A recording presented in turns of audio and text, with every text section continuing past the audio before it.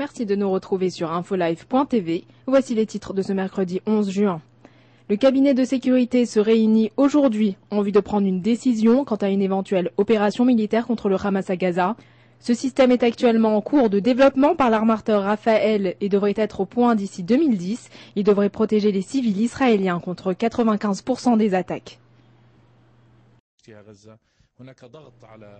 Le chef en exil du groupe islamiste palestinien Hamas, Khaled Mehal, a accusé Israël de bloquer les négociations en vue d'une libération du soldat israélien Gilad Shalit en refusant de libérer des détenus palestiniens.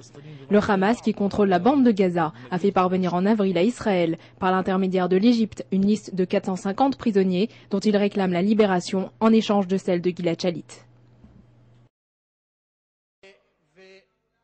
Un séjour dans un pays ennemi disqualifierait tout candidat au Parlement. C'est le projet de loi qui a été présenté hier, mardi, à la Knesset par le Likoud.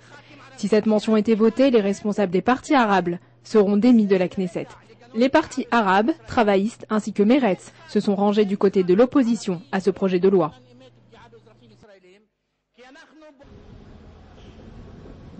L'armée américaine a commencé un programme d'entraînement pour les soldats égyptiens afin de localiser et détruire les tunnels permettant le trafic d'armes du Sinaï vers Gaza. La base située au Texas devrait bientôt accueillir un nouveau groupe de militaires. Cette initiative pourrait être essentielle dans les pourparlers israélo-égyptiens en vue d'un accord de cessez-le-feu dans la bande de Gaza.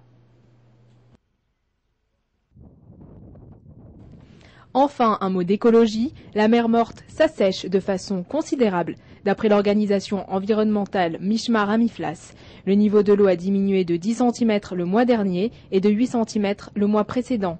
L'endroit le plus bas du monde n'est désormais qu'à 421 mètres sous le niveau de la mer. Enfin, comme chaque jour sur infolive.tv, retrouvez notre journal des sports. C'est la fin de ce flash. Merci de nous avoir suivis.